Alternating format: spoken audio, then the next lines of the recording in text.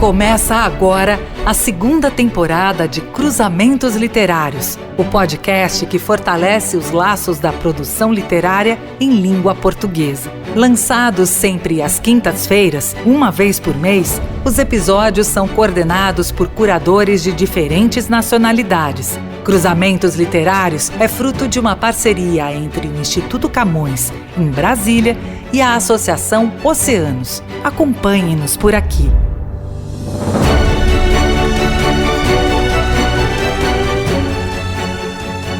Olá, eu sou Manuel da Costa Pinto, jornalista brasileiro e um dos curadores da série de podcasts Cruzamentos Literários, na qual conversamos com escritores de língua portuguesa para saber como pensam o mundo, a literatura e, em especial, o universo do nosso idioma. O episódio de hoje dá início à segunda temporada do Cruzamentos Literários e traz uma novidade. O podcast passa a contar com a parceria de editoras. E nesse primeiro episódio da segunda temporada, recebemos o poeta e fotógrafo português Nuno Félix da Costa, numa conversa que marca o lançamento do livro de fotografias O Mundo Mesmo, que Nuno publica no Brasil pela CEP, Companhia Editora de Pernambuco, parceira do Cruzamentos Literários neste programa. O Mundo Mesmo está à venda na loja online da CEP e nas livrarias brasileiras. Nuno Félix da Costa é autor dos livros de poesia Noutro Sítio, Panfletário, Cinematografias, Catálogo de Soluções, Agora Nós e O Desfazer das Coisas e as Coisas Já Desfeitas, além do livro Arte Última, um livro de poesia e fotografia editado pela Casa Fernando Pessoa em 1998. Psiquiatra e professor da Faculdade de Medicina de Lisboa, Nuno Félix da Costa é autor também, entre outros livros dedicados à reflexão sobre a medicina, de A Clínica e a Patologia do Sistema. E é com ele, então, que nós damos início a essa edição do Cruzamentos Literários. Nuno, é um prazer ter você aqui no Cruzamentos Literários, esse podcast do Oceanos e do Instituto Camões. Para falar do seu novo livro publicado no Brasil, O Mundo Mesmo, que é um livro de fotografia. Então vai ser um grande prazer passar para as pessoas, através de um áudio, de um podcast, todo o impacto que esse livro tem do ponto de vista visual. É o nosso desafio aqui, né, Nuno? Muito bem. É um prazer, depois de termos estado no lançamento de um outro livro, enfim, nos pequenos ensaios sobre poesia, aqui há uns 2 anos ou 3, não foi, Manuel? Foi o Pequena Voz, publicado também pela CEP, a editora que é nossa parceira aqui nesta edição do podcast Cruzamentos Literários. Vamos lá, Nuno, o que é o Mundo Mesmo, este título ambíguo que pode indicar, de um lado, uma abordagem humanista, no sentido de que nós temos o mesmo mundo, habitamos o mesmo mundo, mas também pode indicar o sentido de homogeneização, da globalização, já que você, neste livro, percorre visualmente vários lugares do mundo. Talvez as duas coisas, não é? Porque, de certa forma, a perspectiva é uma perspectiva da cultura comum, que hoje em dia cada vez mais partilhamos, e de certa forma humanista, no sentido em que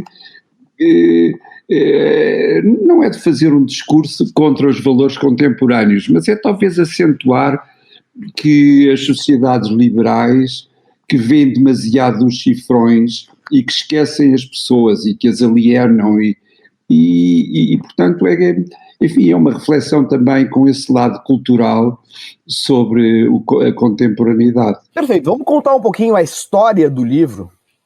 Que lugares você percorreu para fazer este livro? Antes de falar um pouco das imagens, das tônicas dominantes nestas imagens.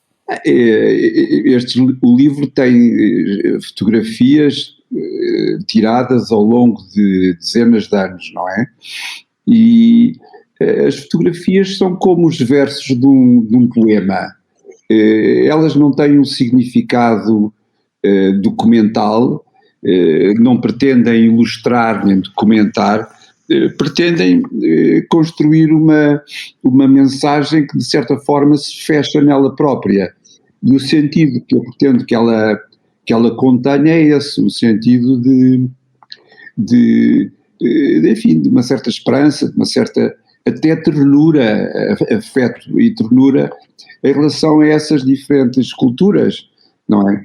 Perfeito, mas só para que quem nos ouve possa imaginar, visualizar, né, vamos dizer assim, quais lugares estão contemplados pelo livro? Que lugares, cidades, países você fotografou nesse livro?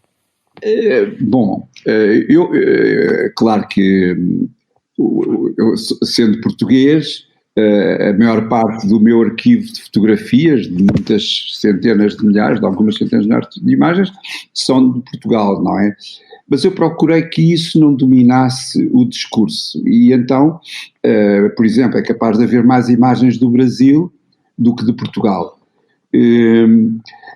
justamente para que o livro fosse percorrido por uma mesma atitude e não por uma atitude muito centrada na minha cultura. As cidades são aquelas que ao longo da minha vida fui, por circunstâncias, podendo visitar, sei lá, lembro-me, por exemplo, das cidades da Rota das Sedas, lembro-me de muito da Europa, de várias viagens ao Brasil, de algumas viagens aos Estados Unidos, por aí fora, basicamente, também a Rússia, claro, a Rússia pós-soviética, e foi interessante ver justamente os vestígios da Rússia soviética que persistem, por exemplo, nas repúblicas do sul do Império Soviético, não é? O Uzbequistão e por aí fora. Eu acho que eu lembro de ter visto também fotografias do Turcomenistão e de várias regiões da Rússia, quer dizer, é um universo bastante amplo, né? Eu acrescentaria aí, já que eu tive acesso ao livro, eu já pude atravessar o livro várias vezes, né, e tentando estabelecer alguns enredos meus pessoais como leitor, espectador do livro, né? Não sei como é que se denomina o leitor ou, na verdade, alguém que está diante de um livro de fotografia, porque é uma relação diferente, não é de leitura propriamente dita, mas é uma relação com o livro, né? Ainda não se criou, acho que, um termo para o leitor de livro de fotografia, algo a se pensar. Mas também, assim, me impressionaram muito as suas fotografias de Istambul, da Grécia, de uma Itália mais ao sul, da Sicília, de Nápoles, as fotos da Índia, do Japão, em especial Kyoto, e obviamente o Brasil. E me parece que você, pegando, por exemplo, o exemplo da Itália, das fotos feitas na Itália, em que você coloca a Sicília, fotos da Sicília e de Nápoles, parece que você busca um olhar que flagra um pouco as pessoas numa vida pública desprovida de glamour, uma vida dentro da sua cotidianidade banal, trivial, que é profundamente tocante ao mesmo tempo, né? Você é um fotógrafo que flagra instantâneos do cotidiano, que é muito significativo, ou que são muito significativos, esses instantâneos, em relação a uma certa fragilidade, desolação do ser humano neste mundo tão hiperconectado, atravessado por tecnologia, né? Eu tenho a impressão que, nesse sentido, o olhar humanista, como eu mencionei inicialmente, ele se sobrepõe vamos dizer, ao olhar crítico da globalização, embora os dois vetores estejam presentes, né? Como é que é o seu processo de fotografar as pessoas na rua, nos meios de transporte, nas feiras, nas igrejas? Como é o seu processo de flagrar estas cenas, selecioná-las? Há aí uma dimensão que o Manuel acentuou bem, que é essa procura da intimidade, da proximidade, mas paradoxalmente muitas vezes essas fotografias são tiradas em manifestações públicas, ou seja, em procissões, em festas, o que seja. As pessoas não largam a sua banalidade, não largam aquilo que é simples nelas, não é? mesmo nessas alturas. E lembro perfeitamente de ver, por exemplo, olho nas fotografias, por exemplo, do Carnaval do Rio, lembro de ver por baixo daquela extraordinária alegria de superfície, lembro-me de ver no final do desfile, além da expressão de cansaço, daquelas horas todas frenéticas, a expressão de alguma tristeza, de alguma amargura que se percebe quando essa alegria, em momentos em que essa alegria se interrompe. E é um pouco isso. Eu procuro, no fundo, enfim, não é exatamente pretender que a humanidade é toda igual, mas que há sempre uma ponte por onde falar, mesmo com pessoas de culturas que nos são bastante estranhas. Há sempre uma maneira de entrar em relação, e isso é naturalmente por os aspectos mais básicos do caráter das pessoas, e isso tanto se encontra na intimidade do lar, onde normalmente o fotógrafo não tem acesso, como se encontra nessas manifestações públicas, nas igrejas, nas procissões, nos circos, nos carnavais. Perfeito. Eu notei uma coisa, entrando agora em alguns detalhes da fotografia, tentando transmitir isso a quem ouve esse podcast, que além destas cenas públicas em geral, cenas em festas, em feiras, em rituais religiosos muitas vezes, procissões, ou simplesmente encontros em praças públicas, há um elemento que chamou muito a atenção, que é o seguinte: a presença de fotografias em que há, dentro da paisagem, uma representação humana inorgânica, ou seja, uma escultura, um outdoor, uma estátua. Esse contraste, isso cria uma tensão interessantíssima, porque quando você fotografa uma pessoa, você de alguma maneira tira essa pessoa, eu não diria desumaniza, mas você coloca essa pessoa como objeto do seu olhar. Mas quando você flagra pessoas em contato com representações também do humano dentro da própria fotografia, uma estátua, uma fotografia de um outdoor, né? Então você tem uma pessoa na frente de um outdoor no qual há pessoas. É como se o processo de fotografar estivesse interiorizado no próprio quadro da cena fotográfica, na própria representação fotográfica. Isso é muito interessante. Eu queria saber se isso é uma coisa intuitiva ou se você busca algumas temáticas que aparecem em diferentes fotografias de diferentes lugares. Eu acho que normalmente a leitura da fotografia, a leitura intuitiva da fotografia, é dominada pela atribuição de um caráter muito realista. A pessoa, quando olha uma fotografia, diz: isto aconteceu, esta pessoa existe, esta pessoa fez, aquela pessoa. E de certa forma, nessa forma de fotografar, eu gosto de acentuar que isso é falso, não é? Que a fotografia é falsificável e que tudo se resume, no fundo, àquela fotografia do outdoor na Sicília, ao pé de um vulcão, um outdoor branco onde não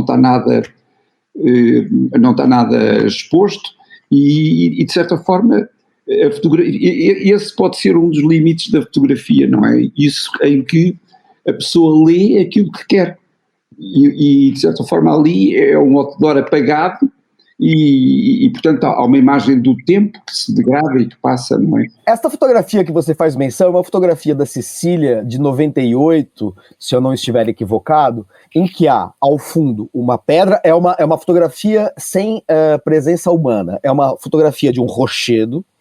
Na frente do rochedo há um outdoor, mas cujo anúncio foi rasgado, então é praticamente uma tela branca, um outdoor em branco. E na frente desse outdoor há uma árvore esguia, magra, que projeta sua sombra no próprio outdoor. Isso cria uma sobreposição de planos que me lembrou muito os quadros do Magritte, do René Magritte, assim, em que há esta aparente nitidez, que, no entanto, funde os planos numa espécie de paradoxo, digamos assim, dimensional ou tridimensional. E, obviamente, dentro de uma fotografia que é uma representação bidimensional.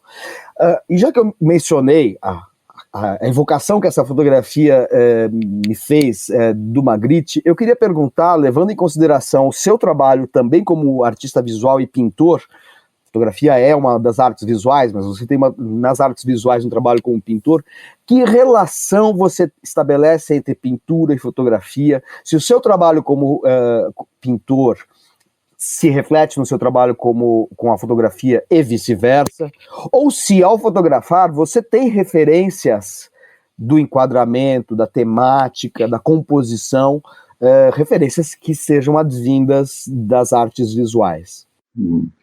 Sim, não tanto neste livro e não tanto nesta abordagem, nesta utilização da fotografia, mas noutras obras, noutros trabalhos, o cruzamento da fotografia com a pintura é muito intenso, designadamente por exemplo, numa exposição sobre os heterónimos do Pessoa, em que eu recompus o retrato do Pessoa, do Fernando Pessoa, recompus o retrato dele com traços do meu próprio rosto e construí vários possíveis rostos para o Pessoa, que eram depois repintados sobre uma impressão fotográfica, portanto laser. Portanto, em bastantes trabalhos, desde o princípio da fotografia, desde os anos 80, que eu uso a fotografia também como procurando integrá-la no processo de produção de uma obra. E muitas vezes há uma primeira base, uma primeira matriz que é fotográfica, e depois uma intervenção pictorial por cima. Agora, no livro, neste livro e noutros livros, e naturalmente nos livros em geral, de fotografia, eu acho que a minha relação é mais com a poesia. Ou seja, eu acho que o livro é como se cada imagem fosse um verso e como se o livro fosse um poema. E a união, ou seja, as fotografias, as imagens dialogam entre elas, tal como os versos num poema dialogam entre elas e procuram construir um sentido interno, tal como num poema procuram construir um sentido que é o significado do livro e o propósito do livro, mas que nasce do interior dessas fotografias, dessas interações e dessas fotografias, e não como um discurso documental em que eu uso as imagens para mostrar qualquer coisa. Não, é de dentro das imagens e do jogo entre elas que sai o sentido, que sai a significação do livro. Uhum. Perfeito. Nuno, esse livro foi publicado em Portugal? O Mundo Mesmo não, foi feito pela CEP. Ele foi feito para o Brasil? Foi feito para o Brasil. Pergunto isso sobre a edição ser feita especificamente para o Brasil, porque você faz uma referência ao Brasil no prefácio que escreve ao Mundo Mesmo. Você escreve: o multiculturalismo brasileiro realça de uma forma eloquente uma convivialidade que é tipicamente humana. Apesar da violência ao longo das civilizações, ela prevalece sobre o etnocentrismo.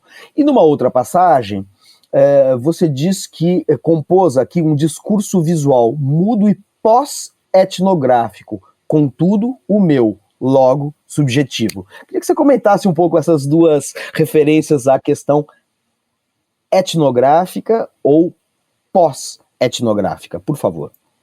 Manuel, eu peço desculpa porque eu às vezes escrevo de uma forma que parece muito afirmativa e mesmo pomposa e no fundo o que eu tenho é dúvidas, ou seja, essas afirmações não são bandeiras pelas quais eu me bata com muita força. São de certa forma hipóteses de trabalho que num certo momento me parecem importantes e me parecem adequadas e eu adopto-as, mas não são afirmações definitivas, e o Brasil é uma sociedade e um país muito complexo e, portanto, eu acho que é um bocadinho pretencioso estar a fazer grandes afirmações sobre o Brasil, mas eu acredito, quer dizer, é a minha sensibilidade e é o que eu gosto de perceber na cultura brasileira, é esse multiculturalismo, apesar de uma complexidade social que eu registro também, e sei lá, e as tensões que são enormes e os problemas todos que existem, mas apesar de tudo o Brasil tem centenas de anos e há de ter muitos mais, não é? E portanto, eu acho que é isso que eu quero dizer, é que esse pós-etnocentrismo esse pós-etnografia é porque não é o discurso do típico que me interessa, não é o discurso daquilo que é característico e etnográfico que marca a minha aproximação ao humano, mas é justamente o discurso daquilo que é uma matriz humana comum às culturas. Perfeito. E não só o seu prefácio não é pomposo, como a sua representação do Brasil nada tem de típico, estereotipado. Eu que sou brasileiro, conheço, enfim, bastante essa realidade, me surpreendi muito com os seus recortes do Brasil e, em especial, da cidade de São Paulo, na qual eu moro, e eu achei que não apenas os recortes são muito significativos, embora dissociados de imagens feitas, estereótipos da cidade, como esses recortes estabelecem conexões, aquelas conexões que a gente percebe entre todas as cidades e lugares que você fotografou pelo mundo. E justamente esse olhar para esta condição entre íntima, solitária e desolada das pessoas que você flagrou em cena em diferentes cidades. Nuno, vamos estabelecer agora, depois de falar das pontes que há entre a sua pintura e a sua fotografia, falar um pouco da sua outra dimensão criativa, que é a dimensão poética. Você mencionou há pouco Fernando Pessoa, e você tem vários livros de poesia, nem todos publicados no Brasil, mas no Outro Sítio, panfletário, cinematografias, O Desfazer das Coisas e as Coisas Já Desfeitas, e um livro chamado Arte Última, que é um livro de poesia e fotografia, editado pela Casa Fernando Pessoa, já que eu mencionei Fernando Pessoa. Então eu queria perguntar para você qual relação há para você entre a poesia e a fotografia, ou as artes visuais de uma maneira geral. Você já disse que cada foto para você é como o verso de um poema, né? Você já disse isso aqui nesta conversa conosco aqui no Cruzamentos Literários. Mas queria que você elaborasse um pouco as semelhanças e diferenças que há entre os dois discursos, o discurso verbal e o discurso visual. Eu sinto a poesia e a fotografia mais perto da fotografia, a poesia, por exemplo, do que do romance. A fotografia mais perto da poesia do que do cinema. E basicamente porque não há uma retórica nem há uma narrativa, ou seja, não é o fio temporal que marca a relação entre as imagens na fotografia, tal como o poema dispensa, em geral, muitas vezes, dispensa uma retórica argumentativa ou algum fio racional Não, o poema pode ser simplesmente uma sequência de sons e imagens fortes que criam um propósito interno, tal como um livro de fotografias. Portanto, eu acho que, pelo menos em mim, no meu caso, o vigor expressivo que a fotografia permite aproxima-se bastante dos limites que a poesia é capaz de tocar. E a poesia é capaz de tocar limites que o romance e a ficção não toca. Da mesma forma, a fotografia é capaz de mostrar aspectos da realidade que o filme, que o cinema não mostra, não é? Porque justamente a retórica do cinema, pela sua redundância, por uma necessária redundância, dispersa a percepção das imagens, e a fotografia concentra, não é? A fotografia concentra numa fração de segundo, não é? Perfeito. Você, em alguns dos seus livros de poesia, adota uma linguagem aforística, ou seja, você não escreve necessariamente em versos, mas você escreve a partir de fragmentos de prosa que podem ser uma prosa poética, um poema em prosa, mas também pode ser uma pequena iluminação reflexiva em prosa, mas com uma alta voltagem poética. Você vê paralelo entre essa dimensão aforística do fragmento e a fotografia? Tal como no livro Mundo Mesmo? Sim. Eu acho que a pós-modernidade não deixou, enfim, se é que já passou, mas não deixou muito de interessante. Deixou algumas, mas o que me tocou mais foi o aliviar a retórica literária da demonstração, da necessidade de fazer uma grande obra e acabada e definitiva. Eu penso que isto é uma grande... Este descomprometimento que a escrita da pós-modernidade tem, um descomprometimento no sentido em que não é preciso que as coisas tenham uma grande consistência interna e sejam definitivas e acabadas.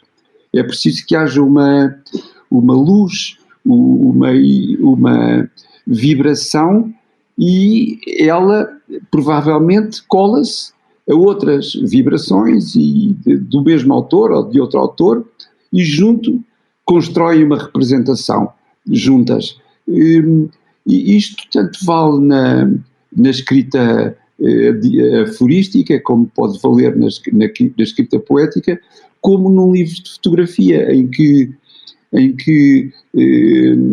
a temática não é uma temática documental, como muitos livros de fotografia do passado, mas é uma temática que se constrói a partir do interior do livro.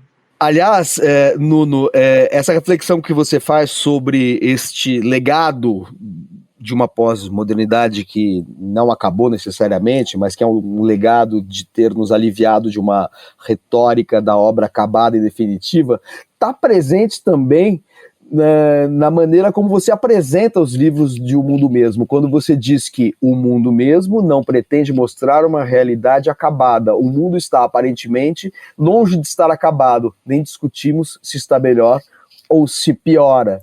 É interessante que esta escrita aforística, que muitas vezes é metalinguística também, como ocorre em Pequena Voz, livro publicado tanto em Portugal pela editora Companhia das Ilhas, quanto aqui no Brasil pela CEP, em Pequena Voz há uma reflexão metalinguística que migra para a fotografia de alguma maneira através dessa proposta que você faz de leitura das suas fotografias no prefácio do livro Mundo Mesmo, né? É como se houvesse uma dimensão oculta e metalinguística na fotografia. Presente, por exemplo, da maneira como você incorpora nas suas fotografias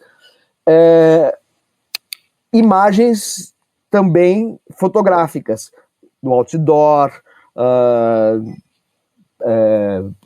cartazes, páginas de revistas ou jornais que aparecem na mão das pessoas. É como se você estivesse comentando também esse inacabamento dentro das próprias fotografias. Enfim, não sei se isso faz sentido, mas é que você sabe que o leitor é descontrolado sempre, né? Você produz um livro e você fica à mercê dos seus leitores, daqueles que olham para o seu trabalho e constroem os enredos mais delirantes e talvez estabelecendo conexões que não sejam pertinentes. Mas me parece que a dimensão metalinguística das suas do Pequena Voz, que é o seu livro de anotações sobre poesia, também está presente nas fotografias do Mundo Mesmo, não apenas do prefácio do Mundo Mesmo, mas das próprias fotografias, pela incorporação do discurso fotográfico dentro das fotografias. Houve um livro que marcou, e há muita gente da minha geração, as palavras e as coisas do Foucault, onde ele chama a atenção para a importância no quadro de Velázquez, as ninhas, a importância dessas reflexões, e em última o retrato do rei que aparece na porta, no vulto na porta, a ver a cena do Velázquez a pintar as ninhas. Portanto, há um desdobramento de olhares que é isso, que é essa reflexão sobre o próprio ato de fotografar, que é também representado, não é? E isso vem de trás. Ainda no prefácio do Mundo Mesmo, você escreve que para tentar manter-me equidistante dessas diferentes modulações do humano, reduzi as imagens de Portugal. E aí eu faço a pergunta um pouco provocativa, já que eu estou falando do Brasil, e o livro foi publicado no Brasil. Qual é a sua relação com Portugal do ponto de vista fotográfico? O seu olhar é marcado pela visualidade portuguesa? Você acha que há um ponto de vista português de contemplar o mundo, seja como fotógrafo, seja como poeta? É uma pergunta muito difícil, Manuel, porque era preciso que eu saísse um pouco, ou que conseguisse sair um pouco de qualquer coisa que está em mim, não é? Que está construída dentro de mim, para responder a essa pergunta. Eu acho que há qualquer coisa que atravessa a minha forma de fotografar e que tem a ver com a proximidade. Eu uso normalmente grandes angulares e mesmo assim, portanto nunca uso teleobjetivas, e mesmo assim a proximidade é visível, a proximidade a que o fotógrafo se coloca das pessoas e das situações, eu penso que atravessa quase todas as imagens, não é? E isso, claro, não tem a ver com nada de especialmente português, mas também é uma característica, enfim, é uma característica portuguesa, posso dizer, uma certa afabilidade e necessidade de conhecer tocando, não é? De conhecer entrando em relação, ou seja, não conhecer à distância, não é? Perfeito. Eu acho que é uma marca, vamos dizer assim, talvez, da sua fotografia, que possivelmente traz alguns elementos de um certo ethos lusitano, português. Essa pergunta, claro, é fácil fazer uma pergunta dessa, difícil é respondê-la mesmo, né? Porque você até brincou, falou como é difícil responder essa pergunta, né? O jornalista tem sempre uma certa irresponsabilidade, porque ele lança a pergunta que ele mesmo não saberia responder, né? Então, mas é que a pergunta se coloca sempre que, como aqui no Cruzamentos Literários, a gente estabeleça um diálogo que está mediado aí pela distância e ao mesmo tempo unido pela língua. Acontece que na língua é mais fácil identificar a relação com a tradição, né? Então aí eu vou desdobrar essa pergunta que eu fiz, que era um pouco abstrata, num outro sentido. No seu livro Pequena Voz, por exemplo, há sessões em que você fala muito de Fernando Pessoa, então fica claro que as meditações metapoéticas, metalinguísticas, ou anotações sobre poesia, como você denomina no subtítulo, fica claro que essas reflexões têm uma relação com a tradição literária e poética portuguesa. Agora, na fotografia, até por desconhecimento da minha parte, eu gostaria de saber se existe, por exemplo, uma tradição fotográfica portuguesa que tenha impactado, tenha tido efeito sobre o seu trabalho. Enfim, nós conhecemos aqui o Fernando Lemos, né, que é um grande fotógrafo português que se radicou no Brasil e aqui morreu recentemente, infelizmente. Mas, assim, acho que o contato do Brasil com a fotografia portuguesa, afora o circuito dos curadores e das pessoas especializadas, acho que o grande público não está muito familiarizado com a fotografia portuguesa. Nós temos o Fernando Lemos como um exemplo, mas a fotografia portuguesa não tem a mesma presença no Brasil, que obviamente a poesia, a literatura portuguesa tem, que é uma presença avassaladora e muito bem-vinda. Nós admiramos imensamente a literatura portuguesa de uma maneira geral no Brasil. Mas a tradição, eu não sei se existe uma tradição fotográfica portuguesa e se essa tradição, se calhar, o influenciou. Eu gostaria que você falasse um pouquinho disso, dessa relação do fotógrafo Nuno Félix da Costa com a fotografia portuguesa. Para mim, de certa forma, o grande fotógrafo português é o Fernão Mendes Pinto, que muito anterior à fotografia, mas, de certa forma, os pequenos textos do Fernão Mendes Pinto tem muito a ver com o mundo mesmo, e o Fernão Mendes Pinto e a peregrinação são uma grande referência para mim. O cosmopolitismo do Fernão Mendes Pinto, também uma espécie de anti-herói que naufraga 15 vezes e que não sei, enfim, que tem uma vida exatamente pouco gloriosa, e o livro dele é escrito para os netos, não para ter a glória que ele teve. E, de certa forma, os pequenos textos do Fernão Mendes Pinto dão qualquer coisa que eu gostaria que também estivesse no mundo mesmo, que é esse sentimento de que um português nascido não sei onde, mas no meio de Portugal, pode embarcar na miséria para um sítio qualquer e ir estabelecendo relações, às vezes porque rouba, outras vezes porque faz comércio, outras vezes porque ajuda, outras vezes porque, enfim, por muitas razões diferentes, mas vai estabelecendo contacto mais ou menos íntimo com pessoas muito diferentes dele, e sempre com uma atitude de abertura, sempre com uma atitude de uma cultura que se relaciona com outras culturas de igual para igual, e não numa posição sobranceira como em alguns colonialismos, não é? Eu penso que a minha relação, a relação que eu gostaria que aparecesse com as diferentes locais por onde o mundo mesmo passou para se construir, fosse um bocadinho por aí. Claro que há muitos fotógrafos contemporâneos que viajaram, a Costa dos fotógrafos viajaram, mas de certa forma eu sou um autodidata, não é? A minha formação não é da fotografia e portanto onde eu encontro a fotografia é numa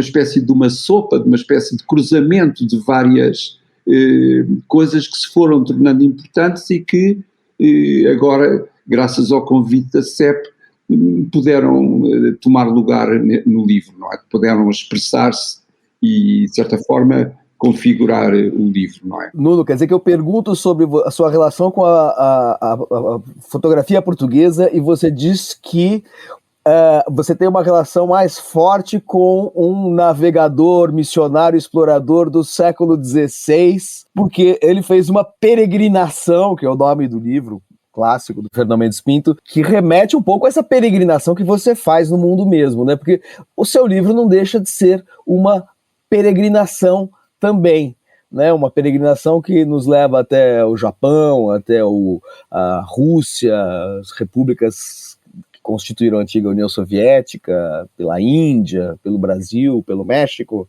pelos Estados Unidos. Então é uma fotografia peregrina. Mas assim, para não deixá-lo fugir da pergunta, como você fez, fazendo referência a um autor de 400 anos antes da invenção da fotografia, no universo da fotografia, há algum autor que lhe seja caro, não necessariamente português, você tem uma relação com a tradição da fotografia enquanto não registro jornalístico documental, mas enquanto um trabalho inventivo a partir do olhar sobre a realidade? Sim, não digo que seja exatamente uma relação de influência, mas há muitos fotógrafos que eu tenho uma grande estima, como Diane Arbus, ou Robert Frank, o Cartier-Bresson, o Kudelka bastante, o Fernando Lemos, não sendo um fotógrafo, enfim, é um fotógrafo muito especial, é um fotógrafo que usa a fotografia de uma forma muito surrealista, de uma forma que quase pictorial, não é? Mas é um fotógrafo notável. Mas portanto,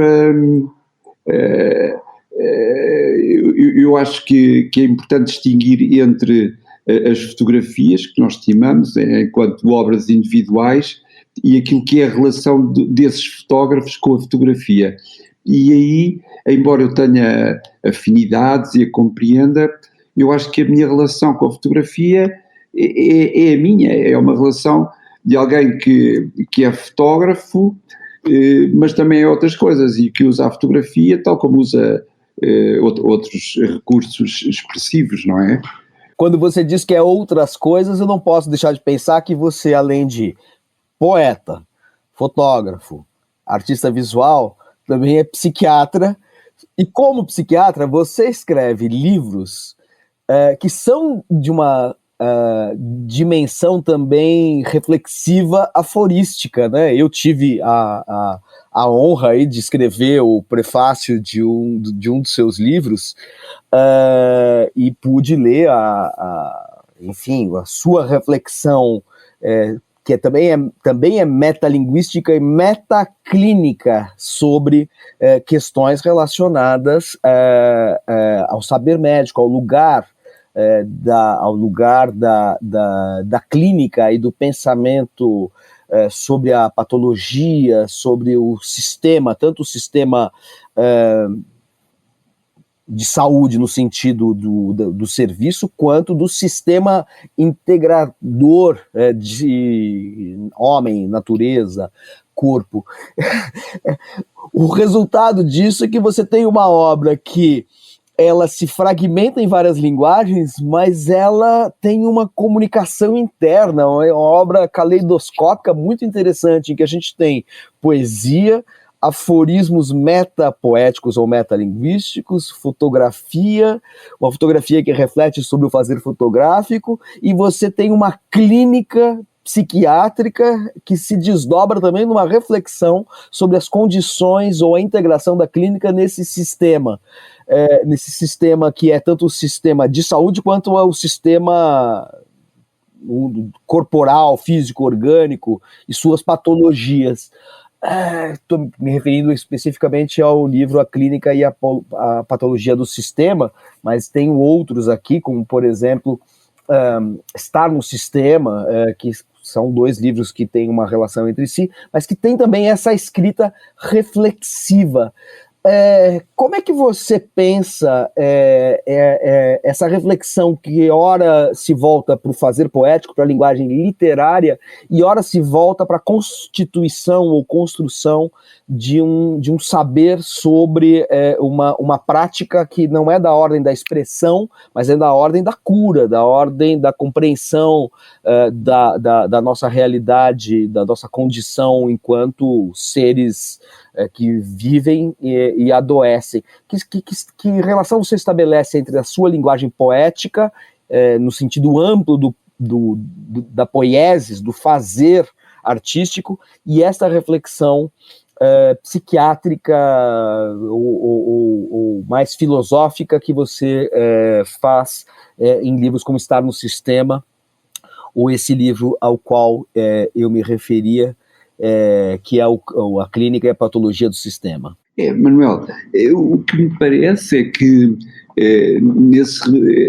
o pensamento médico é um pensamento necessariamente ancorado. É um pensamento que não se pode permitir o luxo de não ser conclusivo. É um pensamento que é intensamente ligado ao outro, à pessoa que sofre, à pessoa que está ali e que pede uma ajuda, e desse sentido o pensamento é intensamente direcionado. Claro que pode errar, e erra, e falha, mas há uma urgência, uma premência de resposta na clínica, que eu penso que atravessa aquilo que é a medicina, e que de alguma forma este modelo de pensamento pode ser aplicado a múltiplas questões da cultura, tal como o pensamento poético. Quando eu refletia sobre o pensamento poético na Pequena Voz, também creio que o pensamento poético possa ser utilmente aplicado a múltiplas áreas da filosofia e da cultura. E então eu penso que há uma proximidade entre a poesia e a clínica neste sentido. São formas de pensar, são formas de olhar para as coisas que elas próprias podem produzir um resultado positivo porque o exigem. Ou seja, de certa forma, a medicina exige, não pode escapar a isso, e a poesia, se não falha, e muitas vezes falha, mas se não falha, ela acerta. Ela acerta porque ela não respeita grandes limites, e então vai tão longe quanto pode, não é? E muitas vezes acerta, não é? Perfeito, Nuno. Então eu acho que com essa reflexão sobre essa outra dimensão do seu trabalho, essas reflexões sobre a clínica e o domínio de objetos de conhecimento e de prática da medicina que se conectam com os outros fazeres seus na fotografia, na poesia, na pintura, a gente deu uma bela ideia aqui para o nosso ouvinte do podcast Cruzamentos Literários, do seu trabalho, esse trabalho que eu conheci recentemente graças ao Pequena Voz, Anotações sobre Poesia, livro para o qual eu escrevi o texto de orelha da edição brasileira, e de lá para cá passei a acompanhar seu trabalho, li outros livros anteriores, e foi um grande prazer conhecer essa sua reflexão em progresso permanente em várias linguagens. E olha, foi um grande prazer entrevistá-lo aqui no Cruzamentos Literários, um podcast que tem a proposta de justamente estabelecer uma ponte entre países diferentes, lugares diferentes, perspectivas diferentes da língua portuguesa. Aqui a gente não pôde falar muito da língua portuguesa, porque estamos tratando de um livro de fotografia, mas você deu a dimensão do olhar português com suas relações de identidade e diferença com o olhar daqueles que se irmanam pela língua portuguesa de alguma maneira. Foi um grande prazer reencontrá-lo, Nuno Félix da Costa. Eu agradeço imensamente a sua participação aqui no Cruzamentos Literários.